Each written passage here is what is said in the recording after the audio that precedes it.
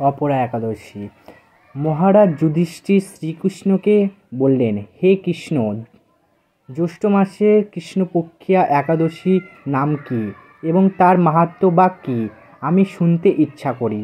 আপনি অনুগ্রহ করে তা বর্ণনা করুন। শ্রীকৃষ্ণ বললেন, হে মহারাজ, মানুষের মঙ্গলের জন্য আপনি খুব ভালো প্রশ্ন করেছেন। বহু পুণ্য দানকারী এবং মহাপাপ বিনাশকারী ও পুত্রদানকারী এই একাদশী অপরা নামে খ্যাত। এই ব্রত পালনকারী ব্যক্তি জগতের প্রসিদ্ধি লাভ করে।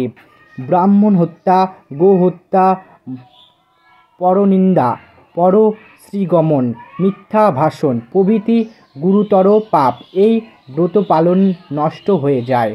যারা মিথ্যা সাক্ষ্যদান করে এবং ওজন বিষয়ে ছলনা করে এবং শাস্ত্রের মিথ্যা ব্যাখ্যা প্রদান করে এবং জ্যোতিষের মিথ্যা গণনা ও মিথ্যা চিকিৎসারত থাকে, তারা সকলেই নরক যাতনা ভোগ করে।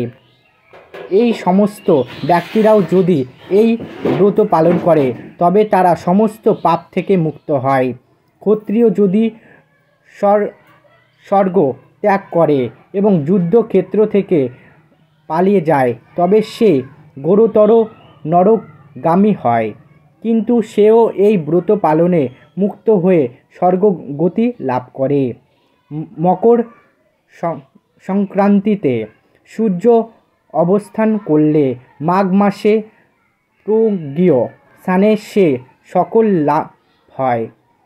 শিবরাত্রিতে কাশীর ধামে উপবাস করলে যে পুণ্য হয়, গয়া ধামে বিষ্ণু পদ্মে এবং সে সকল পাওয়া যায়।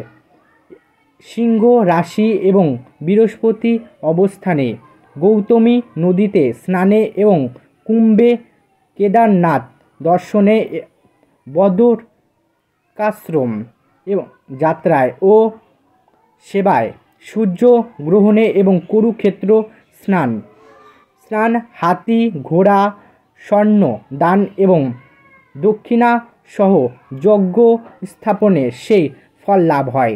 এই ব্রত পালনে সকলেই অনায়াসে সেই সকল ফল লাভ থাকে। এই অপরা ব্রত পাপরূপ এবং বৃক্ষের কুণ্ঠার এবং স্বরূপ পাপরূপ কুষ্ঠের দাবাগ্নির মতো পাপরূপ।